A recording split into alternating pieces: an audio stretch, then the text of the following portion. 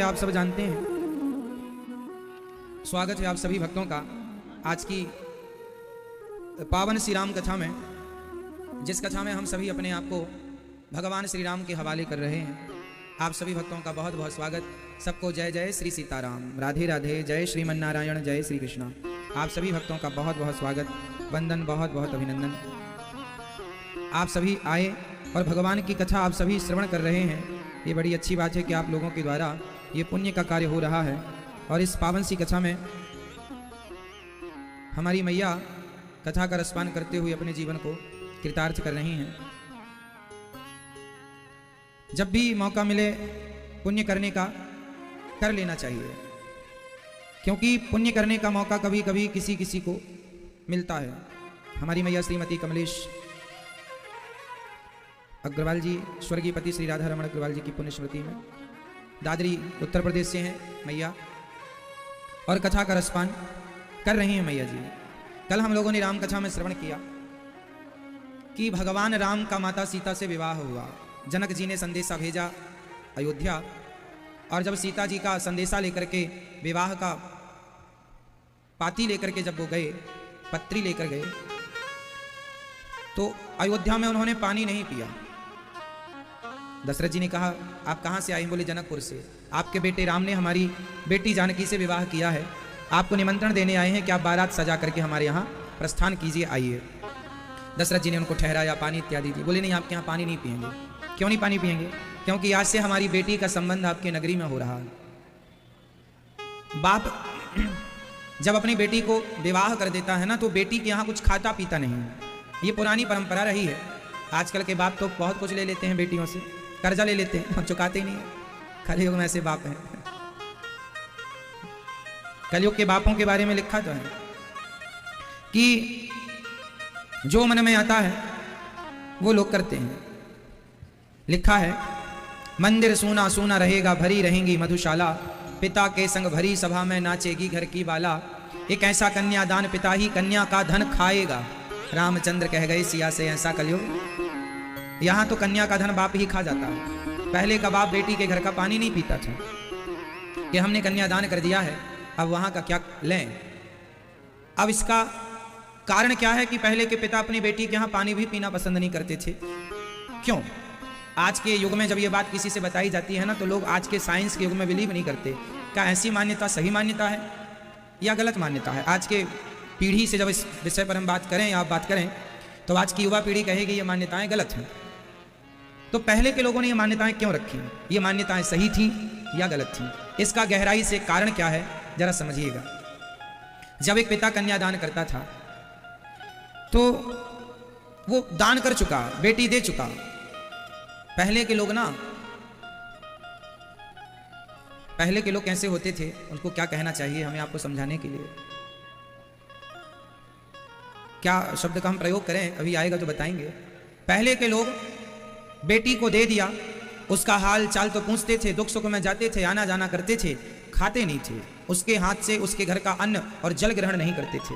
इसका कारण क्या है? इसका कारण यह है कि हम जिसे दे चुके हैं, दान जिसका कर चुके हैं, भगवान से ये प्रार्थना करते थे कि हे प्रभु बेटी के घर का ना खाना पड़े। मतलब वो इतना सेल्फ डिपेंड हुआ करता था पहले का आदमी, आत्मनिर्भर हुआ करता था पहले के आदमी, कि वह उसका बेटा सेवा करे या बेटा सेवा ना करे तो स्वयं वो आत्मनिर्भर है, उसे बेटी के हाथ का ना खाना पड़े, है ना।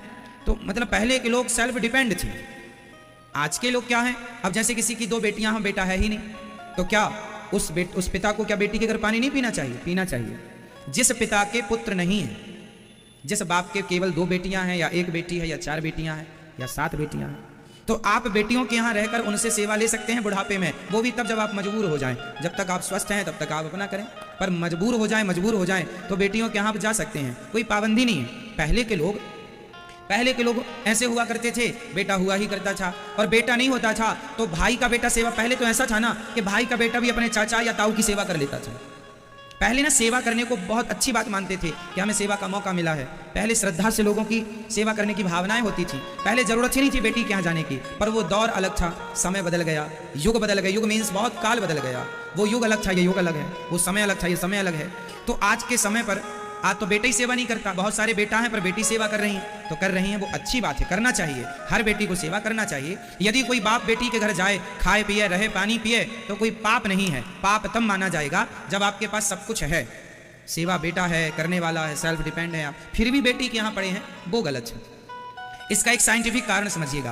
पहले का बाप बेटी के घर ज़्यादा नहीं जाता था, पहले की माँ बेटी के घर ज़्यादा नहीं जाती थी, पहले मोबाइल भी नहीं था, तो पहले और आज में एक अंतर आपने देखा होगा। आज जितने भी पति पत्नी में झगड़ा होते हैं या सास बहू में झगड़ा होते हैं, उसमें अधिकांश झगड़ा करने वाली पत्नी या झगड़ा करने वाली बहू, यदि वो झगड़ा कर रही है तो कहीं ना कहीं उसके झगड़े में उसकी माँ का सपोर्ट होता है। बोलो हाँ या ना? उसकी माँ का हाथ होता है। आज 100 में से 95 तलाक माओ की गलती से होते हैं। बेटी तो ना समझ होती है, बेटी तो ना समझ होती है, मम्मी हमसे ये लड़ाई करते हैं, झगड़ा करते हैं। बेटी माँ बोली एक काम कर, सूटकेस तैयार कर, हम गाड़ी भेज रही हैं, चल तू आ जाना। जरा सी बात हुई तो माँ गाड़ी भेज देती है, गुंडे भेज देती है, चला जाना। आ गई, घर में पड़ी है, रहते रहते दूर रहते रहते दूरियां बढ़ गई, फिर क्या हुआ, तलाक हो गया। तो आज ये मैं नहीं कहता, अखबार में मैंने एक बार पढ़ा, स्टडी की लोगों ने, और बताया कि आज जितने लड़का लड़की पति पत्नी के झगड़े होते हैं उसमें अधिकांश माँ बाप के कारण होते हैं। ये बात सही है या गलत है? यदि आप सही कहेंगे तो हम सही मान लेंगे, आप गलत कहेंगे तो हम गलत मान लेंगे। आप क्या कहते हैं? लड़की के, पत्नी के और बहू के झगड़ा करने में उसकी माँ और उसके बाप का हाथ होता है कि नहीं? बोलो हाँ या ना? होता है। आप सही मान रहे हैं इस बात को, तो फिर हम भी सही मान लेते हैं।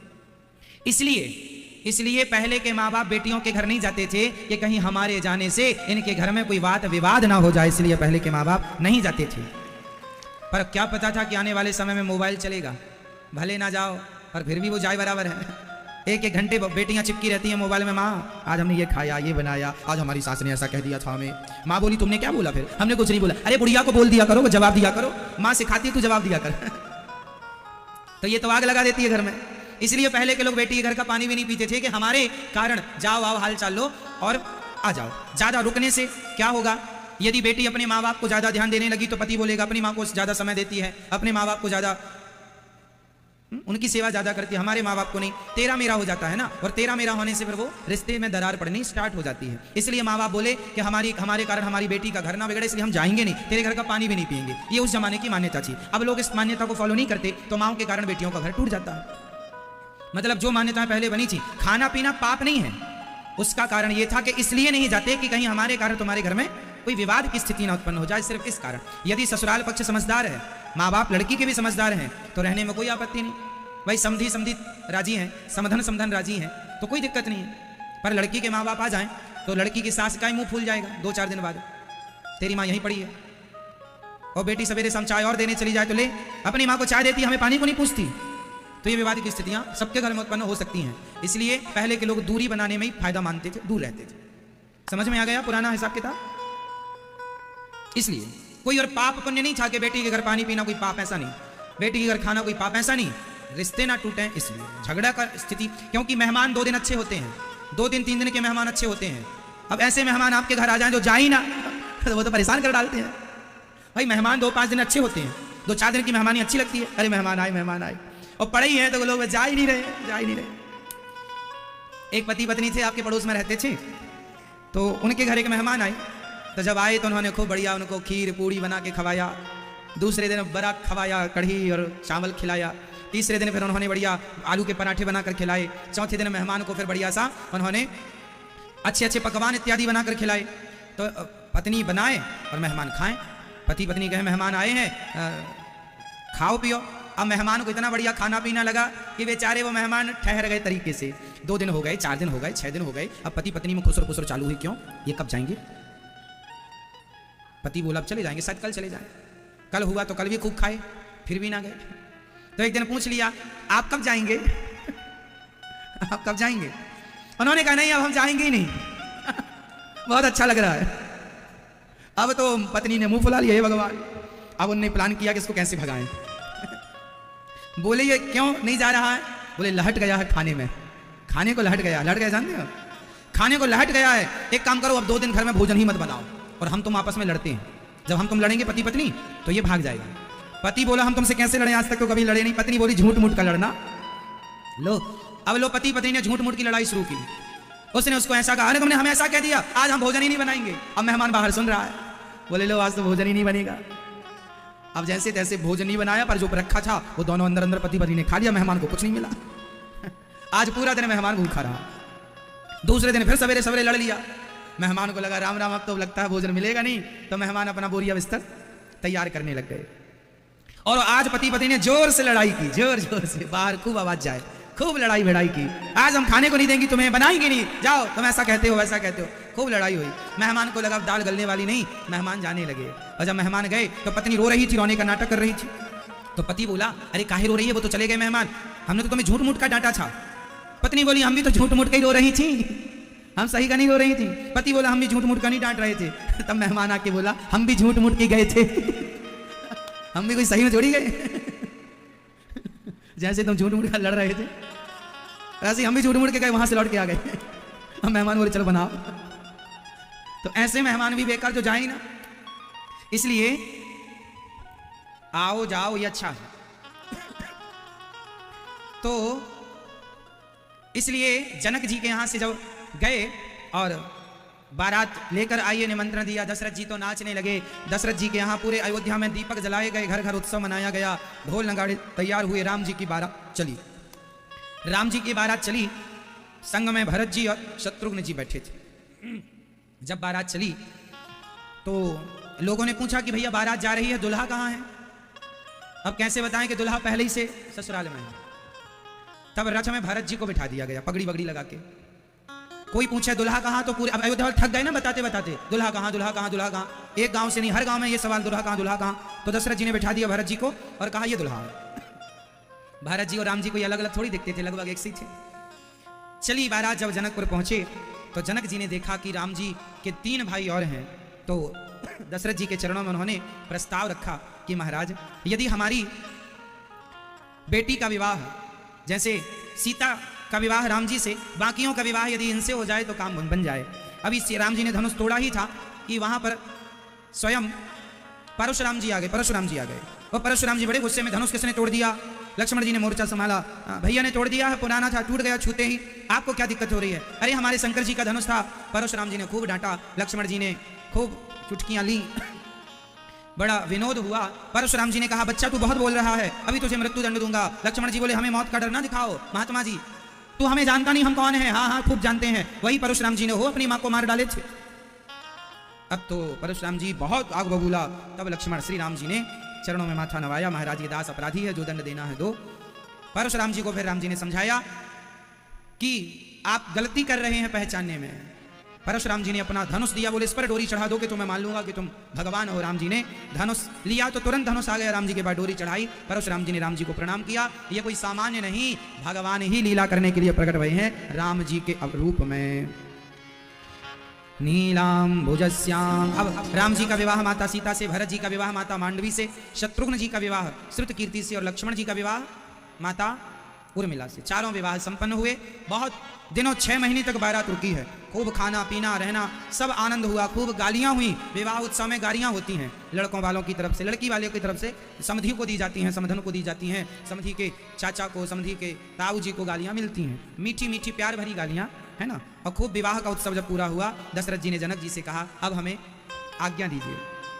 अब माता सीता को विदा करने का जब जनक जी ने विदाई की, तो जब एक पिता अपनी बेटी को विदा करता है तो कितना दुखी मन से विदा करता है एक पिता। जनक जी अपनी बेटी को जब विदा करने लगे, पूरा जनकपुर माता सीता के वियोग में तड़पने लगा, मछली की तरह रोने लगे सब। और माता सीता के प्रेम में सारी सखियां विह्वल हो गईं। जनक जी के गले लग रही हैं माता सीता, माता सुनैना के गले से लग रही हैं। विदाई विदाई होती है। कहते हैं जिसके पैरों में विमाई फटी ही नहीं, वो पीर पराई क्या जाने, और जिसने बेटी को जन्म दिया ही नहीं, वो बेटी की विदाई क्या जाने। जिसने बेटी को जन्म नहीं दिया वो बेटी की विदाई जान ही नहीं सकता, बेटी की विदाई क्या होती। श्री जनक जी ने अपनी बेटी को समझाया। मां समझा रही हैं, बेटी आज से तेरे पति तेरे भगवान हैं। जब पहले बेटी विदा होती थी ना, तो उसके पहले मां अपनी बेटी को समझाती थी, आज से तेरी माँ सास होगी, तेरे पिता तेरे ससुर होंगे, तेरा पति तेरा भगवान होगा, और हम माँ बाप को तू भूल जाना। अब तेरा घर तेरा परिवार ससुराल में अब हम तेरे कोई नहीं है, क्योंकि हमने तेरा दान कर दिया है, और दिए हुए दान पर फिर दानी का अधिकार नहीं होता। आपने दे दिया, अब उस पर आपका कोई अधिकार नहीं। यदि आपने अधिकार जमाया तो फिर वो दान हुआ ही नहीं, वो दान नहीं है। जब माता सीता विदा होने लगी तो उनकी मां ये सब चीजें समझा रही। पूरा इतिहास गवाह है। माता सीता ससुराल गई, उसके बाद कभी वो जनकपुर वापस नहीं आई, कभी वापस नहीं आई। राम जी पर संकट आया, 14 साल का वनवास जाना था। वनवास राम जी का हुआ, पर माता सीता का वनवास तो हुआ नहीं था, पर माता सीता ने साथ दिया। सुख दुख में पति का साथ देना, यही स्त्री धर्म है, यही स्त्री का धर्म है। और ये संस्कार एक पिता से और एक माँ से बेटी को मिलते हैं। बेटियों के संस्कार ससुराल में बनते और बिगड़ते नहीं हैं। बेटी के संस्कार उसके घर में उसके माँ बाप के पास ही उसके संस्कार बनते हैं या बिगड़ते हैं। बेटियां ससुराल में बिगड़ती नहीं हैं, बेटियां मायके में ही या बन जाती हैं या बिगड़ जाती हैं। बिगड़ी बेटी ससुराल जाएगी तो ससुराल भी बिगाड़ेगी, और बनी बेटी यदि ससुराल जाएगी तो ससुराल को भी बनाएगी। इसलिए आपकी बेटियों को आप थोड़ा जिम्मेदारी दीजिए, बेटों को संस्कार दीजिए, पर बेटों से ज्यादा संस्कार बेटियों को दीजिए, क्योंकि बेटों के कंधों पर एक कुल की जिम्मेदारी है, बेटियों के कुल में दोनों कुलों की जिम्मेदारी है। बेटी के कंधे पर दो जिम्मेदारी होती है। इसलिए आपको बेटे से ज्यादा बेटी को समझदार बनाना चाहिए। बेटा समझदार हो, पर बेटी से डबल समझदार बेटी का होना आवश्यक। घर में यदि मर्द बुरा है पर स्त्री अच्छी है तो भी गृहस्थी चल जाती है, पर मर्द अच्छा है स्त्री बुरी है तो गृहस्थी नहीं चलती।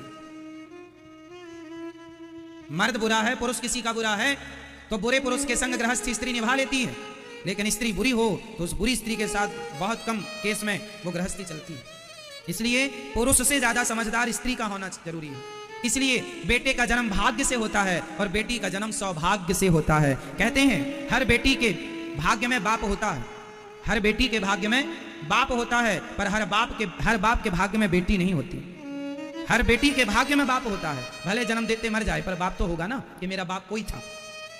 हर बेटी के भाग्य में बाप होता है, पर हर बाप के भाग्य में बेटी नहीं होती। बेटी किस्मत वालों को मिलती है, इसलिए बेटा एक भाग्य से होता है और बेटी सौभाग्य। सौभाग्य मीन्स 100, भाग्य जब प्लस हो जाते हैं तब बेटी का जन्म होता है। इसलिए बेटे से ज्यादा बेटी का श्रेष्ठ स्थान है। इसलिए हमारे यहाँ बेटे का नाम बाद में है, बेटी का नाम पहले। राम जी का नाम बाद में लिया जाता है, सीता का नाम पहले। सीता राम, सीता राम सीता कोई नहीं कहता, सीता राम सब कहते, क्योंकि सीता लेडी फर्स्ट।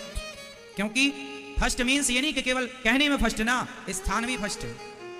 हमारे सनातन धर्म में जितना सम्मान एक स्त्री का है उतना सम्मान किसी का नहीं। हमारे सनातन धर्म में सबसे अधिक सम्मान नारी का है। हमारे यहां नारी को देवी कहा जाता है। हमारे भारत में केवल हिंदू, पूरी दुनिया में केवल हिंदू ऐसा है जो कन्याओं को बुलाकर उसके पांव में माहौर लगाकर उसे देवी मानकर उसको भोग लगाकर उसको चरण वंदन करता है। हमारे घर देवी आई है, हमारे घर लक्ष्मी आई है। दुनिया में और कोई धर्म ऐसा नहीं है जो नारी का इतना आदर करता हो कि कन्याओं के पांव धोकर पीता हो। केवल हिंदू लोग कन्याओं को देवी मानकर उनके चरणामृत लेकर के और देवी मानकर नवरात्रि में या इत्यादि दिनों में पूजा करते हैं। हमारे यहाँ बच्चियों को, बेटियों को देवी माना जाता है, दुर्गा माना जाता है, लक्ष्मी माना जाता है। केवल हमारे सनातन धर्म में ये सम्मान है। आप अन्य धर्मों को उठाकर देख लीजिए, वहां नारी केवल भोग की वस्तु है, वहां नारी की हैसियत केवल भोग की वस्तु की तरह है, वहां कोई सम्मान नहीं है अन्य धर्मों में नारी का। हमारे यहाँ नारी का इतना सम्मान है कि बेटे के लिए लिखा है कि जननी जन्म भूमश्च स्वर्गादपि गरीयसी, माँ के चरणों में जन्नत होती है, माँ के चरणों में स्वर्ग होता है। इसलिए नारी का सम्मान, और नारी तब श्रेष्ठ होगी जब उसके माँ बाप से बेटी को श्रेष्ठ संस्कार प्राप्त होंगे। एक बार बेटी को संस्कार दे दिया ना तो वह बेटी आपका कुल खानदान तो संवारेगी, लोक परलोक संवार देगी आपका और खुद का। और यदि संस्कार देने से चूक गए माँ बाप तब फिर बेटी के 35 टुकड़े होते हैं। तब फिर बेटी के कितने टुकड़े होते हैं? 35। बेटियों के टुकड़े हो रहे हैं आजकल, आपने खूब देख रहे हैं, मार कर उनके टुकड़े कर करके फेंक दिया जा रहा है। किन बेटियों के टुकड़े हो रहे हैं? उन बेटियों के जिन बेटियों के माँ बाप ने सही वक्त पर सही संस्कार नहीं दिया। काश संस्कार दिया होता और बेटियों ने संस्कार को फॉलो किया होता, चरितार्थ किया होता, तो आज उस बेटी के इतने टुकड़े ना होते, उसकी ये दुर्गति ना होती। किसी भी घटना में आप ये देखिए कि किसकी गलती ज्यादा है और किसकी गलती कम। अरे दुनिया तो आपका शोषण करने ही बैठी है, दुनिया तो आपको लूटने ही बैठी है। आपको विवेक से चलना है, क्या सही है क्या गलत है। किसी से भी प्यार कर लेना और किसी से भी प्यार करके अपने माँ बाप से ना बताना और अपने आप को ही होशियार मानना, यही बेटियों की सबसे बड़ी गलती होती है।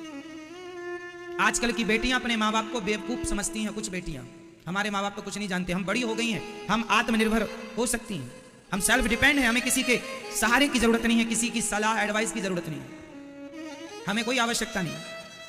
और उसी का परिणाम है कि 35 टुकड़े हो जाते हैं।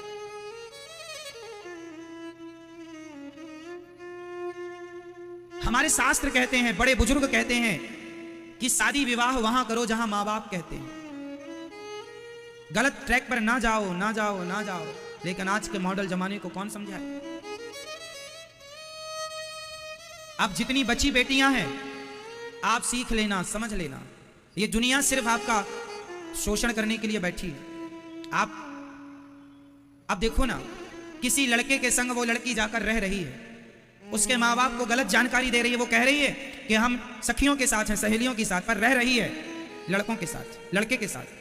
फिर अपने माँ बाप की आंखों में धूल झोंक रही हैं। इससे नुकसान किसका हुआ? हुआ ना नुकसान। आपका झूठ आपकी जान लेगा, आपकी गलती आपको दंड देगी, किसी और को नहीं। इसलिए अपनी अपनी बेटियों को समझा दो। प्यार का भूत सवार हो जाता है कुछ लड़कियों को। प्यार करना बुरा थोड़ी है, प्यार करना चाहिए, परंतु प्यार किससे करना चाहिए? माता सीता ने राम जी से क्या प्यार नहीं किया? क्या माता सीता ने राम जी से प्यार नहीं किया? किया। प्यार करने का थोड़ी कोई मना कर रहा है। शादी कर लो, अपने पति से प्यार करना, अपनी पत्नी से प्यार करना। शादी के पहले ही आजकल लोग संबंध बना लेते हैं, लड़के लड़की आजकल संबंध में रहने लग जाते हैं। अब बताइए, शादी के पहले कोई लड़की किसी पुरुष से संबंध बनाए तो ये एक पतिव्रता नारी के क्या लक्षण हैं? क्या यही हमारी भारत की संस्कृति रही है? क्या ये हमारा संस्कार है? ये संस्कार हमारे नहीं रहे। हमारे संस्कार तो ये रहे हैं, शादी के पहले हमें कोई स्पर्श ना करे और शादी के बाद हमारा पति ही हमारा भगवान है। उसके सिवा दूसरा पुरुष या तो हमारा पिता बनेगा, या हमारा भाई बनेगा, या हमारा बेटा बनेगा। ये भारत की संस्कृति रही है। ये संस्कार हर माँ बाप को अपनी बेटी को देना चाहिए। यदि दे दिया ये संस्कार, तब तो आपने अपनी बेटी को सब कुछ दे दिया। और वरना पैसे देने से कोई बड़ा नहीं होता साहब। आप करोड़ दे दो ना अपनी बेटी को दहेज में, करोड़ देने से आप बड़े बाप ना होंगे। संस्कार कितने दिए हैं आपने? इसलिए हर माँ बाप को अपनी जिम्मेदारी, आजकल के माँ बाप बेटियां और बेटा पैदा तो कर लेते हैं पर पाले पलते नहीं है। महाराज जी, हमारी बेटी सुनती नहीं है, हमारा बेटा सुनता नहीं है। ऐसा माहौल क्यों बना लिया है आपने अपने घर का कि आपके ही बच्चे आपकी नहीं सुनते? इसका मतलब यह हुआ कि आप असफल माँ बाप हो गए, आप फेल हैं। आप फेल हैं माँ बाप, जो फेल माता पिता, असफल माता पिता। आपने अपने बच्चों को संस्कार देने में आप असफल रहे। वो माता पिता, सब शास्त्र क्या कहते हैं? माता शत्रु पिता वैरी, ये न बालो न पाठिता, न शोभते सभा मध्य हंस मध्य वको यथा। वह माता पिता शत्रु हैं जो अपने बेटा और बेटी को अच्छे संस्कार नहीं देते, अच्छी शिक्षा नहीं देते। शत्रु हैं वह। माता शत्रु पिता वैरी, पिता दुश्मन है। यदि आपने अपने बच्चों को सही समय पर सही संस्कार नहीं दिए तो दीजिएगा बेटियों को संस्कार। और अपनी बेटियों को ये केस जरूर दिखाइएगा कि देख लो आंखें फाड़ फाड़ करके, जो तुम्हें प्यार का भूत सवार है। ये दुनिया, जो लड़की के 35 टुकड़े हुए, इस लड़की ने भी उस लड़के से प्यार ही तो किया था।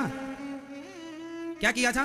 प्यार किया था। लेकिन उस लड़के के पास तो ऐसी 4 लड़कियां और थी, उसके पास तो ऐसी 4 और थी, तो उसने काट दिया। जिसे तुम प्यार कहती हो मेरी बेटी हो, मेरी बहनों, प्यार नहीं है, वो वासना है, वासना। कब समझोगी इतनी सी बात? सामने वाला तुमसे प्यार नहीं करता, केवल अपनी शरीर की भूख आपके द्वारा आपसे मिटाना चाहता है। आप केवल उसका शिकार हैं।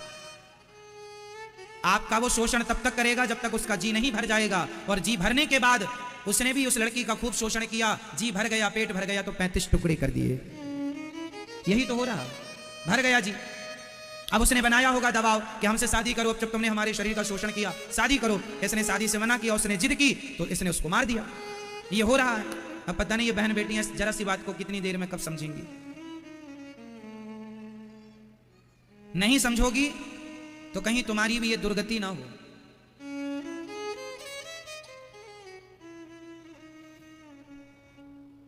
संभल के चलने की जरूरत है, खासकर माता पिता को। बेटियां पढ़ें, पढ़ना बुरा नहीं है। मैंने कहा था कि पढ़ाई लिखाई कराओ बेटियों की, पर बेटियों पर थोड़ी सी नजर बनाए रखो। एक बाप की जिम्मेदारी पूरी करो। बड़े शहर में आपकी बेटी अकेली रह रही है, आज के युग में आप कैसे मान सकते हैं कि वो सिक्योर है, सुरक्षित है? आप किसी को उसके साथ भेजिए, अपनी पत्नी को, अर्थात लड़की की माँ साथ में रहे, या लड़की का भाई साथ में रहे, या लड़की का कोई अपना जिस पे आपको विश्वास हो वो साथ में रहे। साल 2 साल की ही तो पढ़ाई है, त्याग लो ना थोड़ा बेटी के भविष्य के लिए, रह लो ना थोड़ा साथ में, साथ रह के पढ़ा लिखा दो। अकेले छोड़ने का जमाना नहीं है साहब, अब आप माने या ना माने, अकेले छोड़ने का जमाना। यदि आप चाहते हैं कि फिर हो जाए टुकड़े तो हो जाने दो। यदि आप ये थिंकिंग वाले व्यक्ति हैं कि हो जाने दो फिर टुकड़े, यदि आप टुकड़े कराने को तैयार हैं तो फिर आप आजाद छोड़ दीजिए। और आप जरा समझदार और गंभीर माँ बाप हैं तो जिम्मेदारी का परिचय दीजिए। बेटियों की पढ़ाई लिखाई में आप कुछ दिन उनके साथ रहिए, सुव्यवस्थित उन्हें पढ़ाइए लिखाइए, खूब पढ़ाइए ना। लेकिन कल आपकी बेटी के साथ कोई हादसा ना हो जाए, कल ये घटना आपकी बेटी के साथ ना घट जाए, इसलिए आपको एक जिम्मेदार माँ बाप का परिचय देना होगा। माता सीता की जब विदाई होने लगी, एक लड़की जब विदा होती है अपने पिता से लिपट कर रोती है, अपनी माँ से लिपट कर रोती है। मुझे लगता है कि लड़की का जीवन में जितना त्याग है, एक स्त्री जितना त्याग करती है उतना त्याग पुरुष अपने सारी जिंदगी में कभी कर ही नहीं सकता, कभी नहीं कर सकता। लड़की का त्याग देखिए कितना श्रेष्ठ है। पहला त्याग, शादी हुई, उस आदमी के संग जाती है जैसे वो पहले कभी देखी नहीं थी, जानती नहीं थी। उस पुरुष के संग वो उसकी पत्नी बनकर चलती है। किसे छोड़कर? उस माँ को जिसकी गोद में पली बढ़ी है, उस पिता को जिसकी उंगली पकड़कर चलना सीखा है, उस भाई को जिस भाई के संग खाती थी, जिस भाई के संग खेलती थी, उस बहन को जो संग में संग चलती थी, सुख दुख की साथी थी, उस आंगन को जिस आंगन में ना जाने कितनी बार चलने के लिए खड़ी हुई और जिस आंगन में गिरी और जिस आंगन की माटी को खोद खोद कर खाया। आज वो आंगन, आज वो पिता, आज वो माँ, आज वो भाई, वो बहन, सबको छोड़कर एक लड़की अपने उस पति के संग जिंदगी गुजारने चलती है जिसे वो अभी तक जानती ही नहीं, जिसे नहीं जानती उसके साथ जा रही है, उन्हें छोड़कर जिन्हें वो जन्म से जानती थी। एक पति के लिए नारी कितना त्याग करती है, अपनी माँ का, पिता का, भाई का, बहन का। इतना ही नहीं, अपने नाम का बलिदान देती है। एक लड़की का नाम मायके में कुछ था पर ससुराल में जाकर उसका नाम चेंज हो जाता है। नाम ही नहीं, सरनेम भी चेंज हो जाता है। यदि वो चाहे तो सरनेम, नाम चेंज कर ले, वरना सरनेम तो चेंज, जाति चेंज हो जाती है। यदि लड़की मायके में फलानी जाति की थी तो ससुराल में उसका नाम बदल जाएगा, गोत्र बदल जाएगा, उसकी जाति बदल जाएगी। मांग भरती है, मांग है खुद की पर सिंदूर पति के नाम का। हाथ उसका है पर चूड़ी पति के नाम की, हाथ उसका है पर लाली मेहंदी की पति के नाम की। इतना त्याग तो सन्यासी भी शायद करता हो। इसलिए जब ससुराल पहली बार जब बहू आए तो ससुराल के लोगों से मेरी प्रार्थना है, सास, ससुर, देवर, पति, जेठानी इत्यादि सबसे मेरी प्रार्थना है, वो जो लड़की है ना वो किसी की बेटी है, आपके घर आई है बहू बनकर, तो उसे भी बहू बाद में मानना, बेटी मानकर पहले उसका स्वागत करना चाहिए, सम्मान करना। मेरी बेटी है ये। यदि हर ससुराल के लोग अर्थात माता, सास, ससुर यदि अपनी बहू को बेटी मानकर रखें और बहू भी अपनी सास ससुर को अपने माँ बाप मानकर रहें तो अपने आप आपका घर स्वर्ग हो जाएगा। आपके घर में संसार का सारा सुख और सुकून और शांति होगी।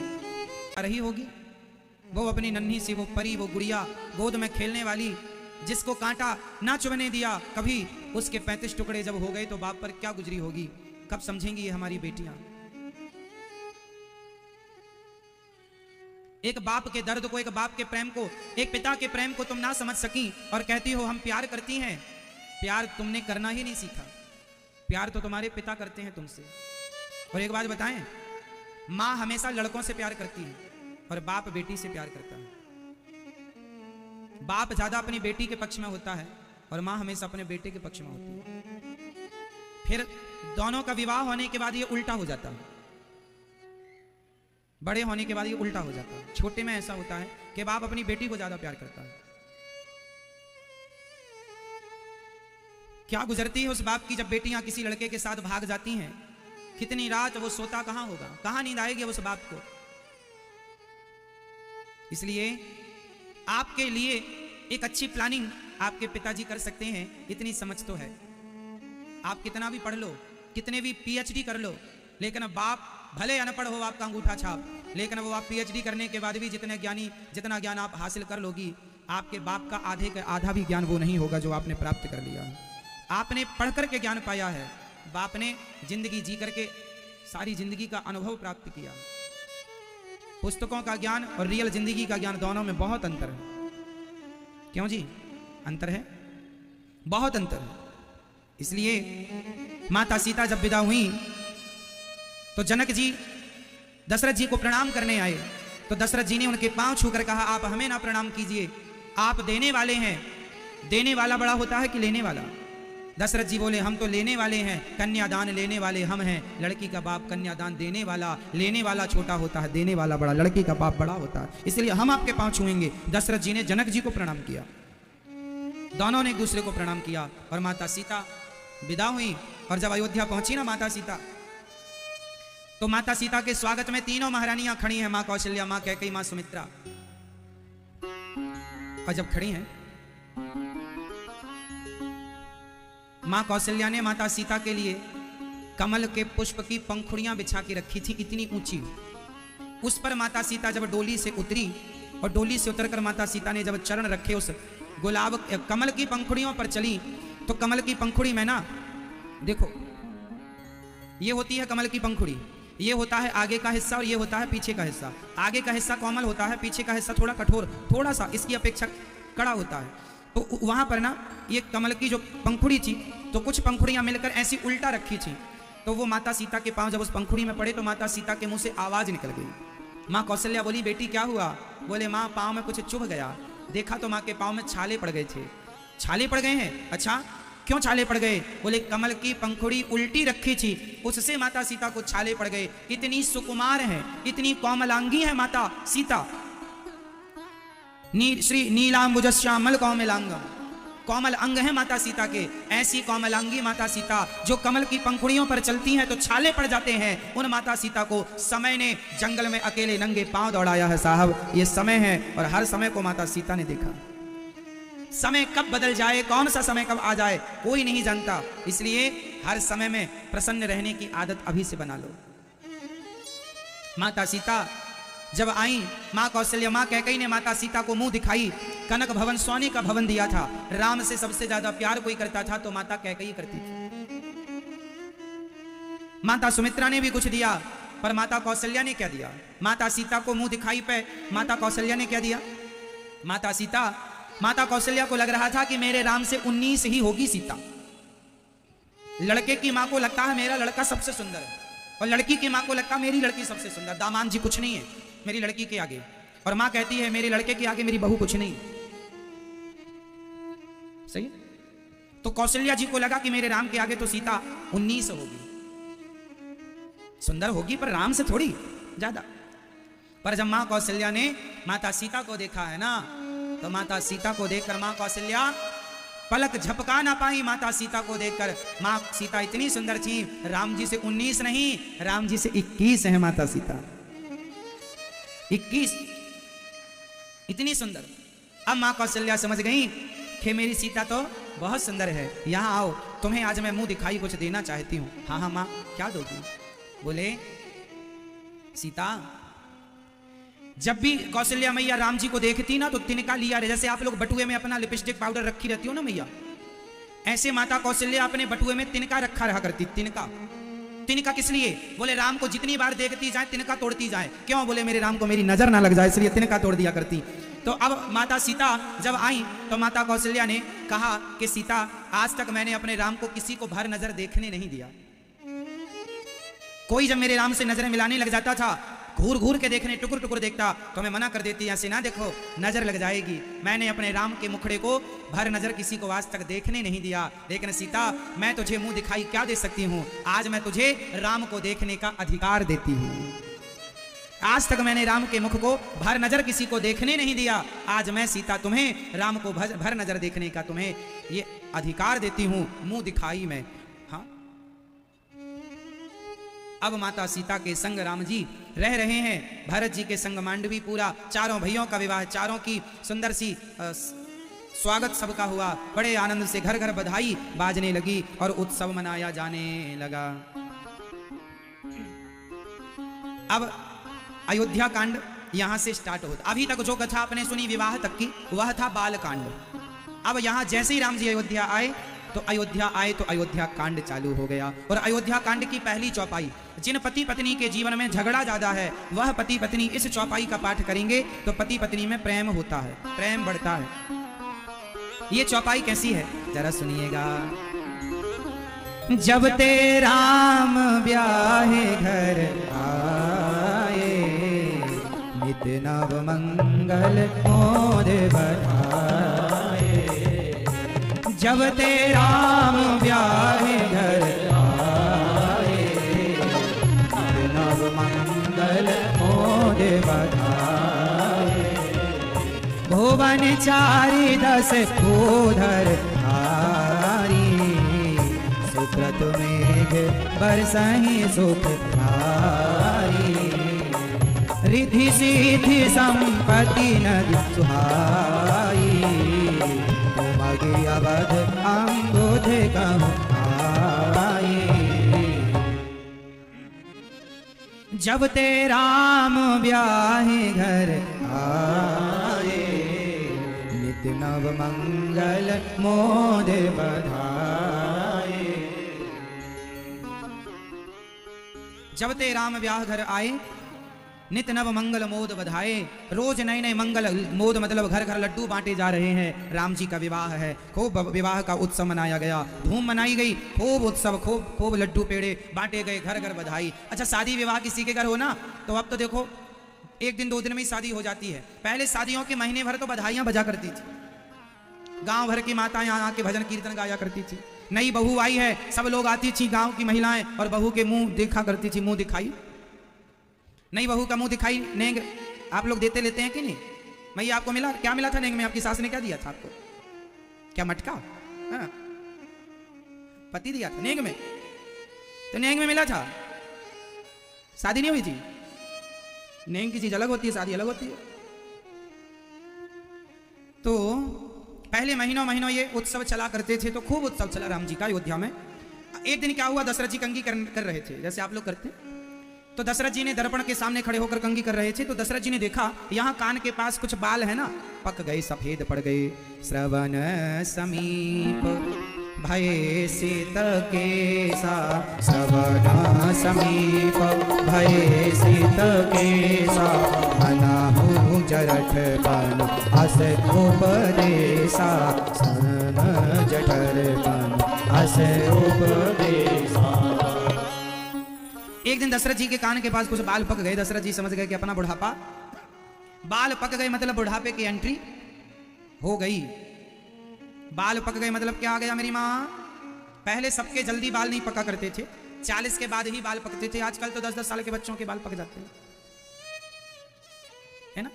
तो दशरथ जी के बुढ़ापे में जब बाल पके, दशरथ जी ने कहा बालों ने अपना रंग बदल दिया है, अब हम भी अपना रंग बदल दें, राम को राजा बनाएं और अब हम अपना मन राज्यपाट से हटाकर भगवान में मन लगाएं। दशरथ जी ने भगवान में मन लगाने की सोची कि राम को राजा बनाएं और अपन भजन करें। आप लोग ऐसा सोचते हैं कि बेटे बड़े हो गए, बेटे जिम्मेदारी संभाले, अब अपन भजन करो? आप लोग ऐसा सोचते हैं कि नहीं? आजकल के माँ बाप ऐसा नहीं सोचते। बच्चे तुम कुछ ना करो, हम ही सब करेंगे। बुढ़ापे में दुकान भी हम चला लेंगे, घर का काम भी हम संभाल लेंगे, तुम खटिया तोड़ो बस। आजकल के माँ बाप ने अपने बच्चों को जिम्मेदारी ना देकर उन्हें अपाहिज बना दिया है। आजकल के बच्चों को अपाहिज किसने बना दिया? उनके माँ बाप ने। कैसे? समय पर उनके कंधों पर आपने जिम्मेदारी नहीं दी। समय पर जब जिम्मेदारी नहीं दी तो समय पर उन्होंने कुछ सीखा नहीं, और फिर आप अचानक मर गए। और जब आप मरे तो बच्चे ने कोई काम करना तो सीखा नहीं है, तो घर की आर्थिक स्थिति डगमगा जाती है। इसलिए आपको चाहिए कि आप अपने बच्चों को अपने रहते उनको ट्रेंड कर दें, तैयार कर दें बिजनेस करने के लिए, व्यापार करने के लिए, खेती, मतलब जो भी आपका पैतृक काम है या जो आप करते हैं या जो बच्चों से कराना चाहते हैं उन्हें तैयार करें। जिम्मेदारी दें कि बेटा अब ये काम तुम्हें संभालना है। यदि जीते जी जिम्मेदारी दोगे तो समय पर उनके कंधे मजबूत हो जाएंगे और आप कुछ ना देंगे।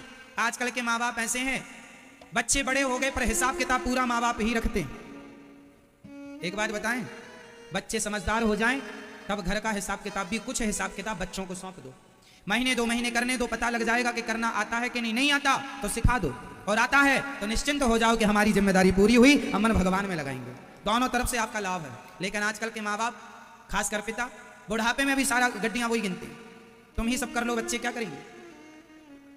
समय से जिम्मेदारी दे दो बच्चों को। बच्चों को जिम्मेदारी देने से फायदा बहुत है। 2 बेटे हैं, दोनों को अपना अपना बांट दो, भैया ये तुम्हारा। आजकल के कुछ माँ बाप ऐसे हैं, जीते जी बेटों का बंटवारा नहीं करते और मर जाते हैं। मरने के बाद बच्चों में झगड़ा होता है, अरे भैया जीते जी बांट दो ना, कल लड़के मरेंगे तुम्हारे बच्चे जमीन जायदाद के लिए, समय पे बांट दो। हम तो कहते हैं बच्चों का विवाह हो और तुरंत उनको बता दो कि ये खेत तुम्हारा, ये प्लॉट तुम्हारा, ये प्रॉपर्टी तुम्हारी। समझदार बाप हो तो करना, और मूर्ख बापों की तो हम कुछ कह ही नहीं सकते थे। यदि आप अपने बच्चों को समय से नहीं देते, बांटते, तो आप बहुत बड़े मूर्ख पिता हैं। आप बहुत बड़े क्या हैं, बोल दीजिए। मूर्ख पिता है वो जो समय से बच्चों को जिम्मेदार नहीं बनाता। भाई तुम्हारे मरने के बाद वो लड़ेंगे, कहीं लड़ने में मर्डर ना कर दें एक दूसरे का, तो बच्चे हत्या करें एक दूसरे की, उससे अच्छा है जीते जी बेटा ये खेत तुम्हारा है, तुम जो तुम्हें मन आए वो जो तो अपना खाटो, ये प्लॉट, ये दुकान तुम्हारी, ये फैक्ट्री तुम्हारी, ये 50-50 बांट दो, कुछ अपने बुढ़ापे के लिए बचा के रख लो, खेल खत्म। जो तुम्हारी सेवा करे वो बचा हुआ उसका लिख दो कि हम जो हमारे पास बचा है अब वो हमारी जो सेवा करेगा उसका। यदि दोनों सेवा करें तो आधा आधा दे देना, यदि एक करे तो एक को देना, उसी लालच में बच्चे सेवा करेंगे। क्यों मेरी माँ, सही है। अब कुछ माँ बाप, कुछ पिता इतने जिद्दी होते हैं, नहीं मैं जीते जी बांटूंगा नहीं, मर जाऊंगा तब बांट लेना। अरे तुम्हारे मरने के बाद वो लड़ेंगे। एक नंबर का मूर्ख बाप है ये। यदि किसी का ऐसा है तो माथे पे लिखवा दो, मूर्ख बाप है ये। कौन सा बाप है ये, मूर्ख। दशरथ जी कितने समझदार हैं, बाल पक गए तो जिम्मेदारी बच्चों को दे रहे हैं। राजा राम बनेंगे, हम अपना एकांत में भगवान का भजन करेंगे। ये समझदार पिता की पहचान है। अब देते ही ना, चलो राम जी राजा बने, ऐसा मन में दशरथ जी के विचार आया तो गुरु जी के पास गए। गुरु जी आज मेरे मन में एक विचार आया। दशरथ जी कह रहे हैं क्या विचार आया, राम को मैं राजा बना दूंगा। गुरु से वशिष्ठ जी बड़े प्रसन्न हुए और गुरु जी बोले, बैगी विलंब न करिए नृप, साजिए सब ही समाज, सुदिन सुमंगल तब ही जब राम हो ही जुबेराज। कई लोग कहते हैं गुरु वशिष्ठ जी ने कैसा मुहूर्त निकाला कि राम जी को वनवास जाना पड़ा। अरे गुरु जी ने मुहूर्त निकाला ही नहीं था। गुरु जी ने कहा कि दशरथ जी राम जब राजा बनेंगे तब का मुहूर्त अच्छा होगा। सुदिन सुमंगल तब ही जब राम हो ही जुबराज, जब राम को राजा बनाओगे तब का मुहूर्त अच्छा है। पर दशरथ जी ने कह दिया मैं कल राजा बनाऊंगा। अब कल तो कभी होते ही नहीं।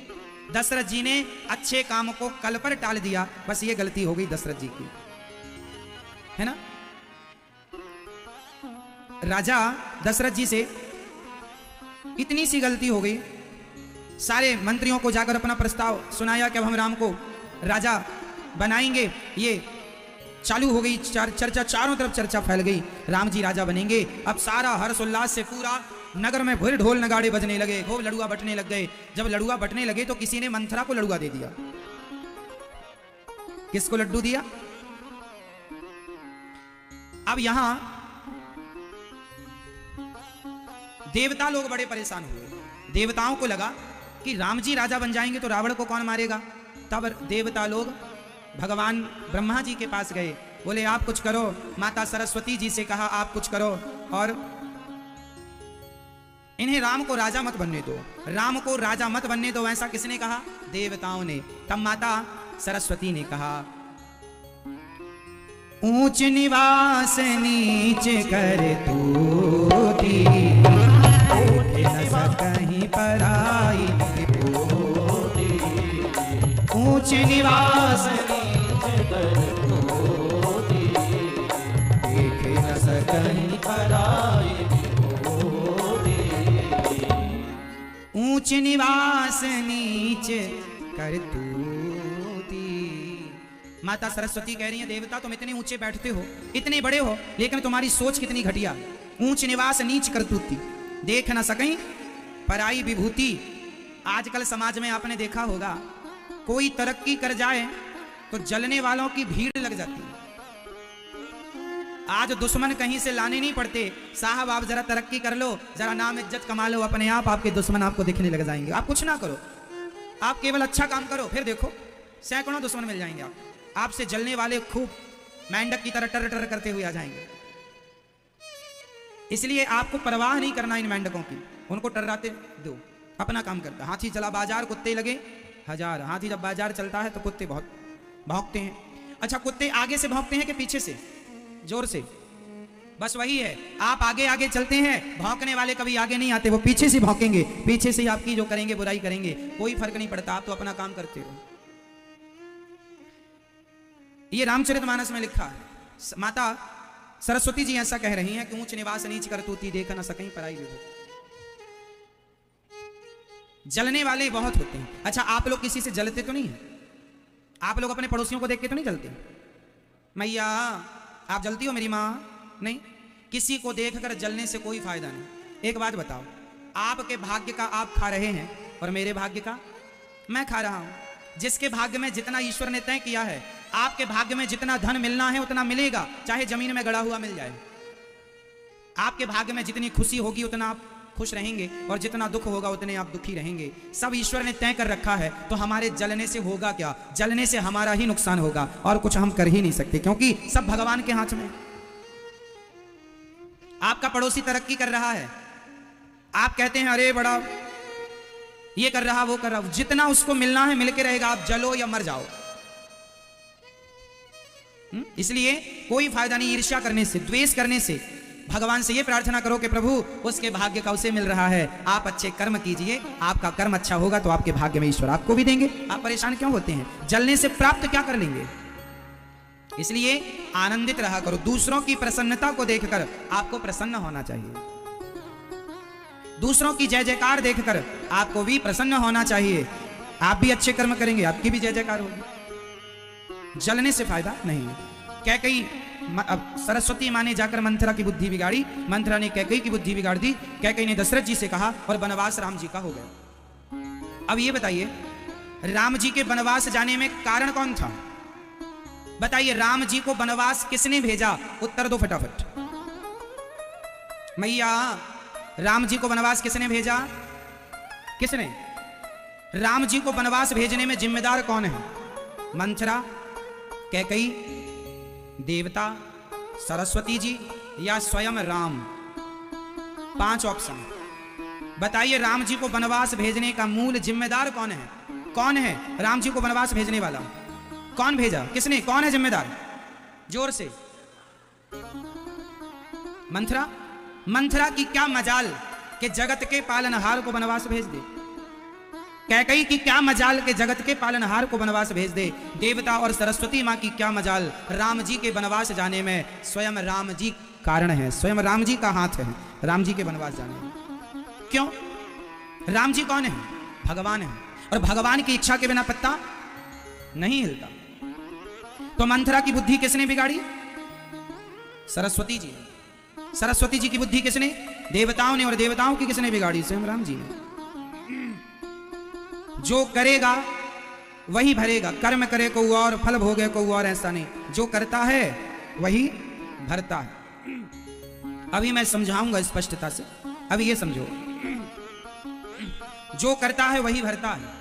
राम जी ने ही देवताओं की बुद्धि फिराई, फिर देवताओं ने सरस्वती जी की, सरस्वती जी ने मंथरा की, मंथरा ने कैकई की, कैकई ने दशरथ जी को। वनवास किसका हुआ? राम जी का। और शुरुआत कहां से हुई थी? राम जी से। इसको ऐसे समझो, एक संत जी समझा रहे थे कि एक जंगल में एक बगीचे में एक फल लगा था, आम का। एक आदमी वहां से जा रहा था तो फल को देखा। एक आदमी जा रहा था, पका हुआ आम देखा, तो देखा किसने? देखा आंखों ने। आंख देख तो सकती थी पर फल तक जा नहीं सकती। गए कौन? गए पांव। पांव जा सकते थे पर फल को तोड़ नहीं सकते थे। तोड़ा हाथों ने। हाथ तोड़ सकते थे पर उस फल को चख नहीं सकते थे। चखा जिह्वा ने। जिह्वा ने चखा तो, पर रखा नहीं, रखा पेट ने। जिसने देखा वो गया नहीं, जो गया उसने तोड़ा नहीं, जिसने तोड़ा उसने चखा नहीं, जिसने चखा उसने रखा नहीं। देखा आंखों ने था, गए पांव थे, तोड़ा हाथों ने था, चखा जिह्वा ने था, रखा पेट ने था। तब तक बगीचे का मालिक आया और उस आदमी की पीठ में 2 लाठियां जमाई। क्यों रे? चोरी से आम खाता? अब बताओ डंडा किसे पड़ा? पीठ को। पीठ की कहां गलती थी? पीठ का कोई नाम नहीं था, कोई रोल नहीं पीठ का, देखा आंखों ने था, गए पांव थे, तोड़ा हाथों ने था, चखा जिहवा ने, रखा पेट ने, पीठ का तो नाम नहीं था, पर डंडा किसे पड़ा? अब बताओ, निर्दोष पीठ पिट गई कि नहीं? इसका मतलब ये कर्म किसी ने किया, गलती कोई और किया और सजा किसी और को मिली। लेकिन ये पूरा नहीं है, पूरा ये है जब डंडा पीठ पर पड़ा तो आंसू कहां से निकले? आंखों से। और फल को देखने की शुरुआत कहां से हुई थी? आंखों ने। जो देखा था उसी को रोना पड़ा, जो करेगा वही भरेगा। ईश्वर के घर का यही न्याय है, देर से पर दंड मिलता, जो करेगा वो भरेगा। जैसी करनी। अब राम जी के चरित्र को आप जरा समझ लीजिएगा स्पष्टता से। राम जी भगवान हैं, कैकई मंथरा सब निमित्त हैं, ये जगत के पालनहार हैं, ये लीला करना चाहते हैं तो लीला करने के लिए इन्हें वनवास जाना है, इसलिए इन्होंने निमित्त मंथरा और कैकई को बनाया है। ठीक है। कथा यह है कि जब राम जी छोटे से थे ना, तब माता कैकई की एक बार आंखें मूंद ली मेरे राम ने। कैकई ने कहा राम खोलो। मैं समझ गई बेटा तुम राम ही हो। राम जी बोले माँ मैं एक शर्त पर आपकी आंखें खोलूंगा। हाँ हाँ बताओ बेटा क्या चाहते हो? माँ मैं आपसे कुछ मांगना चाहता हूं। क्या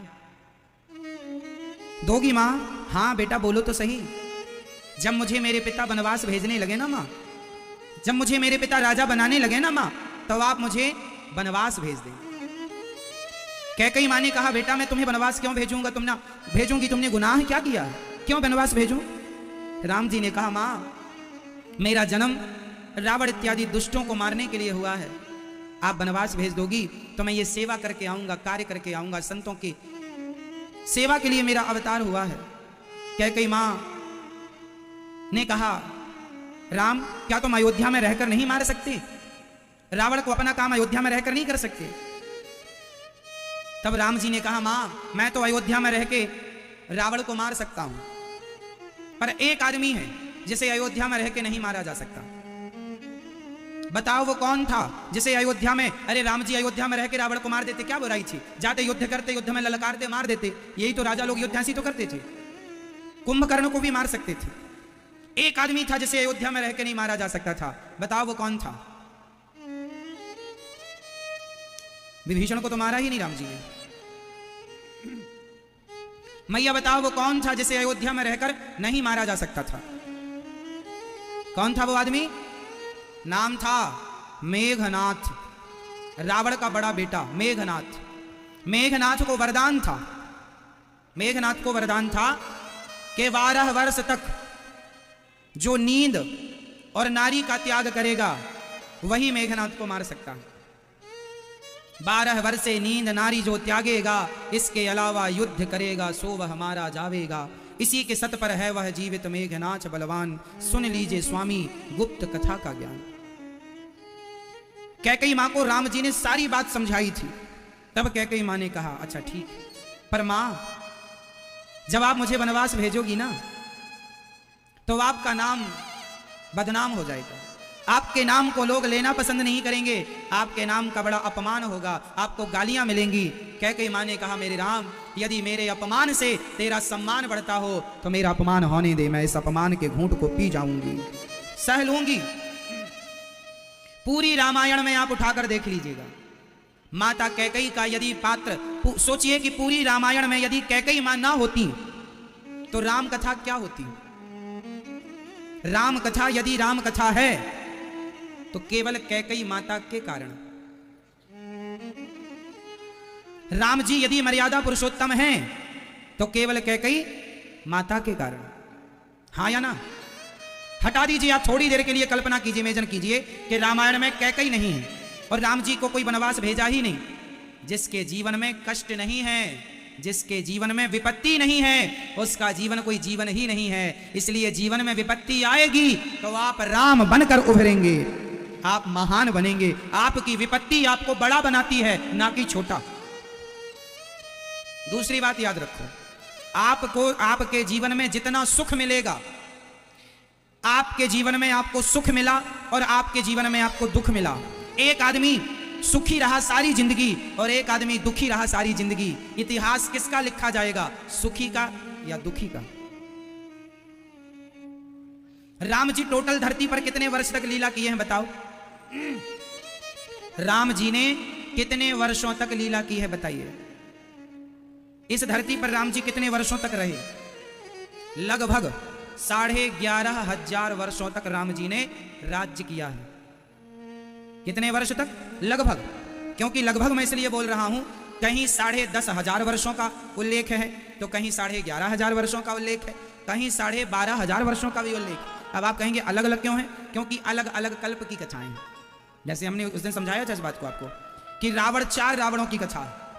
एक बार उस रावण को मारने राम जी आए, एक बार उस रावण को, ये मैंने उस दिन समझाया था, फर्स्ट दिन या सेकेंड दिन आपको समझाया था। तो राम जी लगभग, आप मान के चलिए, लगभग राम जी ने 11,500 वर्षों तक राज्य किया, लगभग। अब राम जी ने 11,500 वर्षों तक राज्य किया है, पर रामायण में 10,500 वर्षों का उल्लेख है। उनकी लीलाओं का उल्लेख 11,500 वर्षों की सारी लीलाओं का उल्लेख छोड़ी है। केवल 14 साल में राम जी ने जो जो किया वो 14 साल गिने जाते हैं। बस 14 साल में ही राम कथा पूरी हो जाती है, जबकि राम जी धरती पर रहे 11,500 वर्षों तक। पर गिना कितना जाता है? राम जी के सुख के दिनों को कोई याद नहीं करता। राम कथा राम के सुख के दिनों की नहीं है, राम कथा राम जी के दुख के दिनों की है। अरे दुख के दिनों को ही लोग सुनते हैं, सुनाते हैं, याद करते हैं कि विपत्ति में उसने कौन सा निर्णय लिया, कैसा डिसीजन लिया, ये मायने रखता है। तो राम जी का वनवास क्यों हुआ, माता कैकेयी ने क्यों किया, ये मैंने आपको समझाया। अब आगे चलते हैं। मंथरा नाम की एक गोस्वामी जी लिख रहे हैं,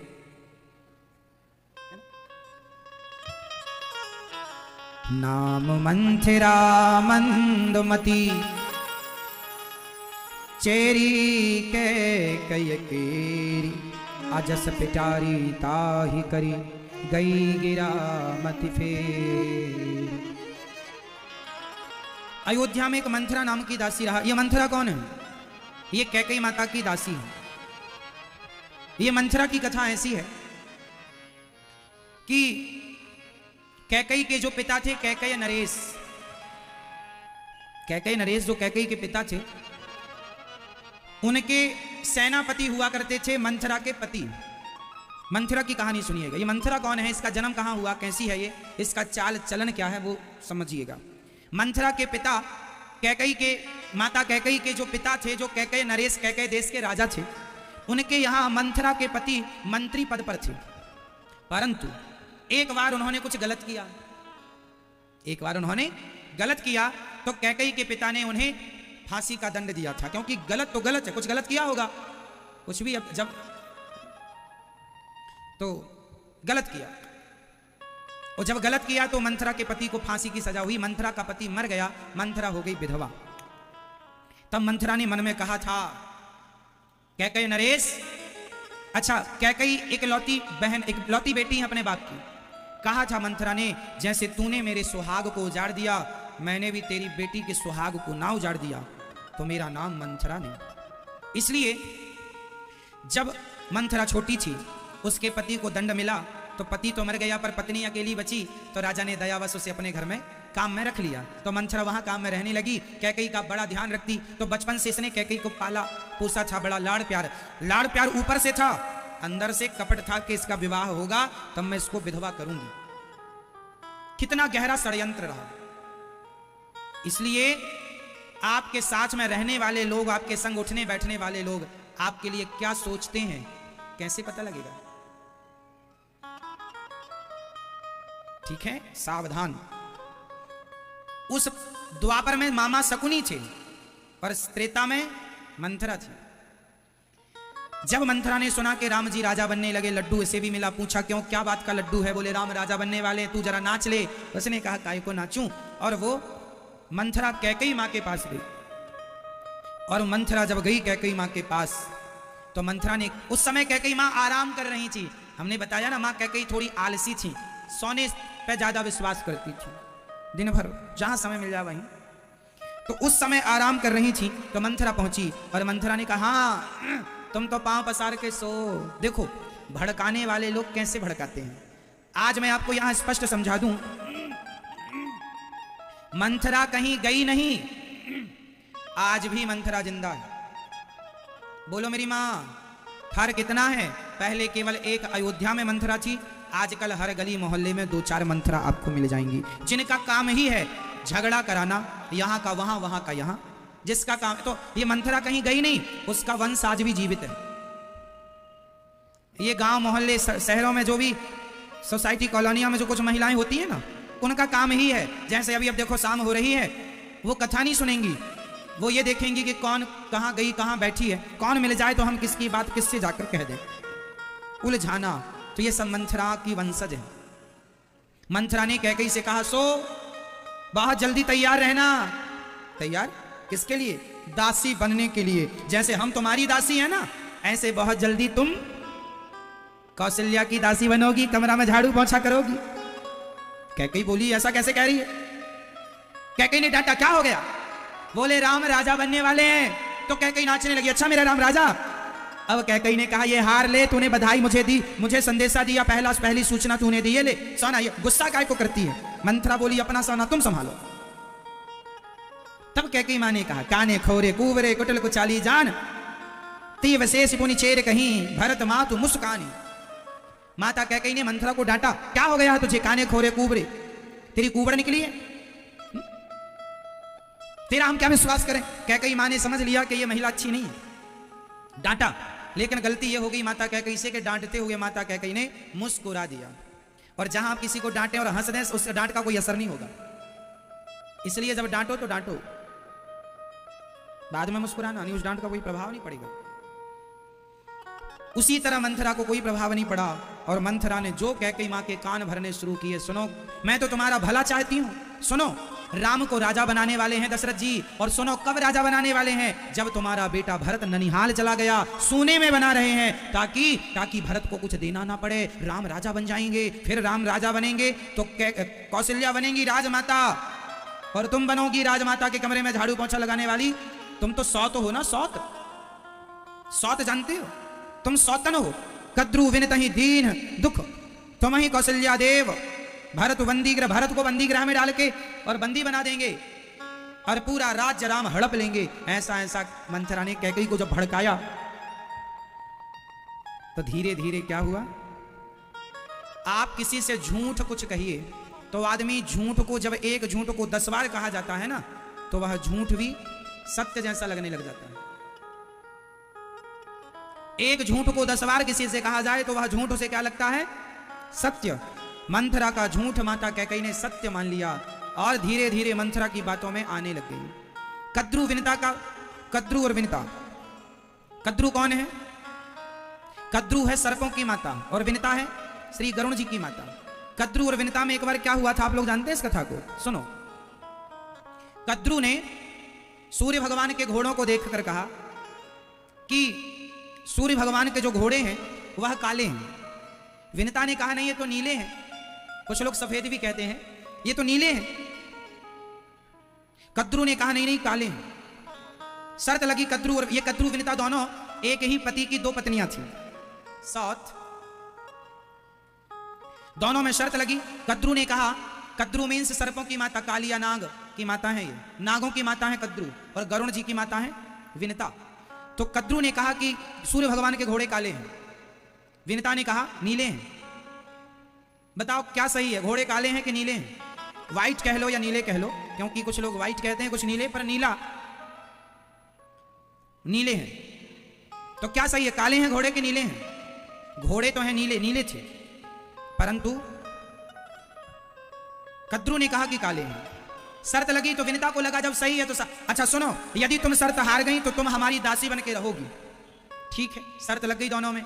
कद्रु ने अपने बेटों से कहा, जाओ सूर्य भगवान के घोड़ों में लिपट जाओ। तो सारे सांप, काले काले सांप गए और घोड़ों में लिपट गए पूरे, तो घोड़े हो गए काले। और जब सूर्य भगवान आए तो उनके घोड़े काले। कद्रु ने कहा, देखो काले हैं, तुम शर्त हार गई, चलो आज से तुम ये अपना अच्छी वाली साड़ी उतार दो और ये दासी वाली साड़ी पहनो, आज से तुम हमारी दासी हो। और खूब अत्याचार किया कद्रु ने, फिर खूब मारना पीटना, तुम दासी हो, मारना पीटना, बहुत तंग किया साहब, बहुत परेशानी। तो कैकेयी ने कहा, मंथरा ने कहा, कैकेयी तुम्हें भी कौशल्या ऐसे ही मारेगी पीटेगी। देखो जरा कहां की बात कहां समझा रही है ये मंथरा। एक दिन गरुण जी आए विनिता माँ से, अपनी माँ से मिलने। तो माँ को गरुण जी ने देखा, माँ ने देखा, गरुण जी ने देखा माँ की हालत ऐसी, एक हड्डी की हो गई। माँ ये कैसी हालत बना रखी है? माँ ने कहा बेटा तेरी ये माँ ने शर्त लगाई थी, मैं हार गई। गरुण जी ने कहा घोड़े तो बिल्कुल नीले हैं, आपने सही कहा, अब मैं सांपों को देखता हूं, फिर से शर्त लगाओ।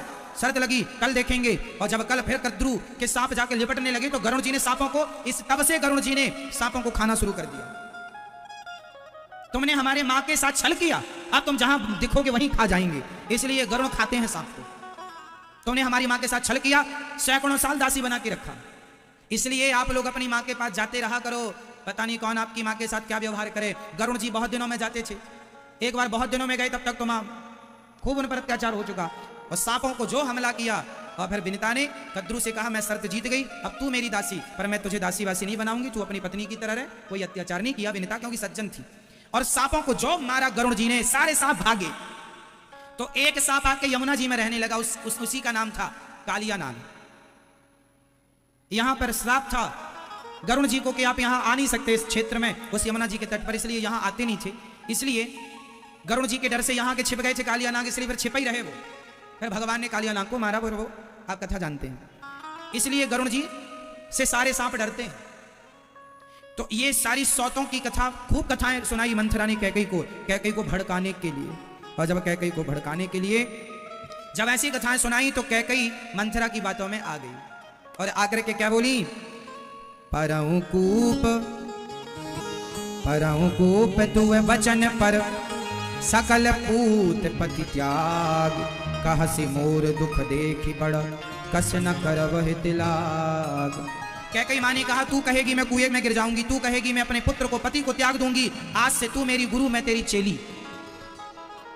भड़काने वाले लोग भड़काते ऐसे हैं, उसको बिल्कुल कैप्चर कर लेते हैं, अपने वश में कर लेते, फिर वो किसी की नहीं सुनता या सुनती। क्यों मेरी मां सही है? भड़काने वाले जब किसी को भड़काते हैं गजब तरीके से भड़काते हैं। मंथरा ने ऐसे भड़काया, कैकई ने सरेंडर कर दिया और कहा दशरथ, अब कैकई बोली बताओ मैं क्या करूं?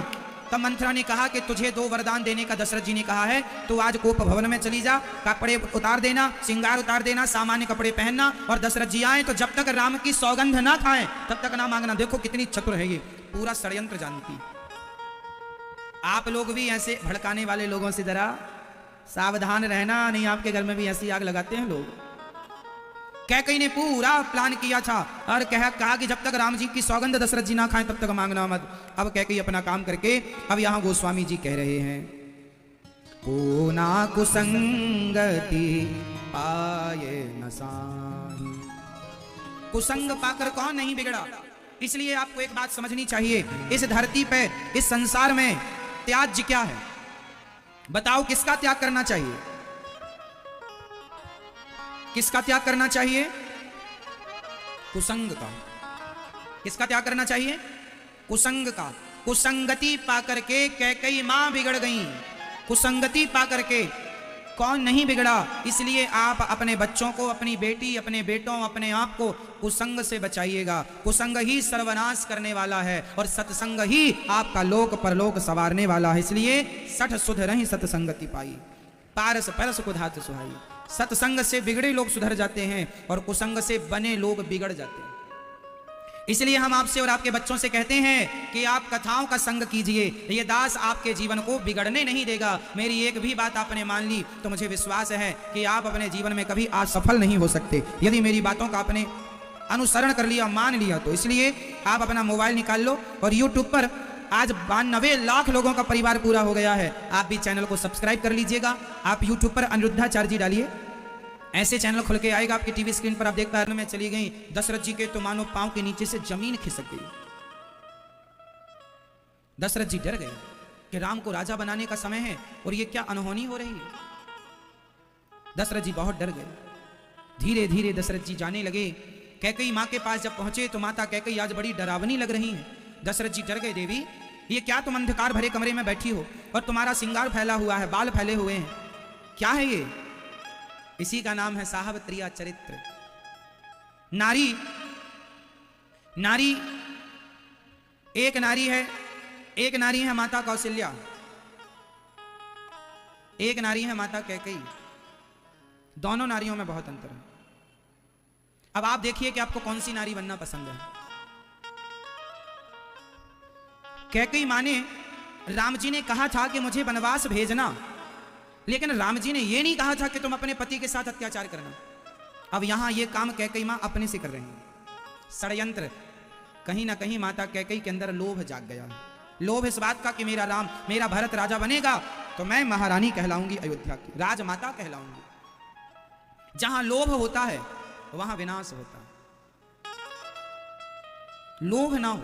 माता कैकेयी दशरथ जी से कह रही हैं, क्या देवी आपने कोप भवन में बैठकर कोप भवन सुनी सकुच उराऊ भय बस अगहुड़ परई न पाऊ।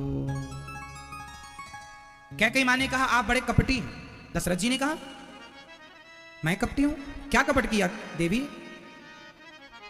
आपने ये कपट किया कि आप राम को राजा बना रहे हैं और आपने हमें बताया भी नहीं। दशरथ जी को लगा अच्छा शायद इन्हें हम बताए नहीं इसलिए गुस्सा है। अरे तो क्या बात है, हमने अभी तक इसलिए नहीं बताया क्योंकि तुम ही तो कहा करती थी बुढ़े हो गए हो अब राम को राजा बनाओ। मैं राम को राजा बनता हुआ देखना चाहती हूँ, तो मैंने तुम्हें स्वयं आकर सरप्राइज देना चाहा था, लेकिन तुम्हें तो पता चल गया। कैकेयी मां बोली मुझे क्यों ना पता चलता, आपने मेरे साथ कपट किया है। कौन सा कपट किया? बोले मेरे बेटे को तुमने ननिहाल भेजकर और बेटे के सोने में तुमने राम को राजा बनाने की घोषणा कर दी, एक बार हमसे पूछा भी नहीं। आज हम आपसे कुछ मांगना चाहती हैं। दशरथ जी ने कहा कैकेयी राम की सौगंध खाकर कहता हूं 100 सौगंध, तुम जो मांगोगी मैं दूंगा। मांगूंगी दोगे? हाँ। मैंने 2 वरदान मांगे थे आपसे। आपको याद होगा एक बार दशरथ जी कैकेयी मां को लेकर के देवासुर संग्राम में गए थे।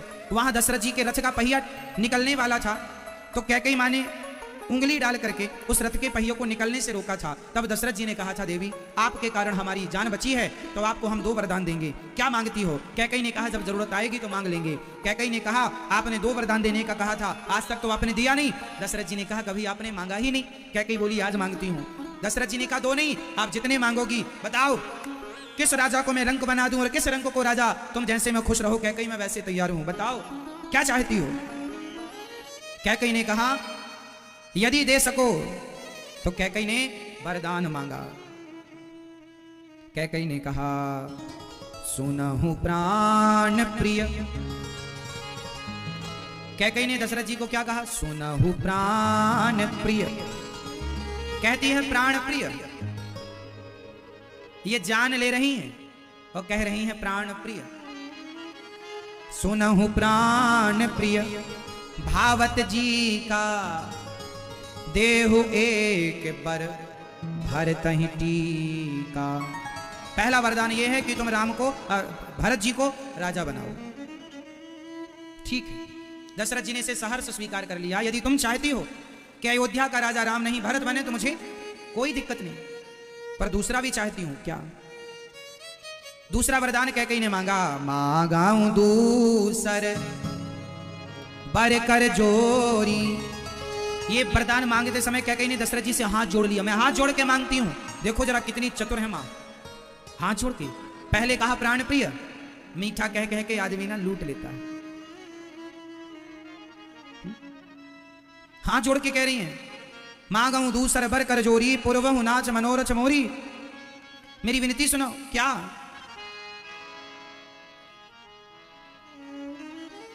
कह दिया कैकेयी ने 14 वर्ष तापस वेश विशेष उदासी 14 बरस राम बनवासी।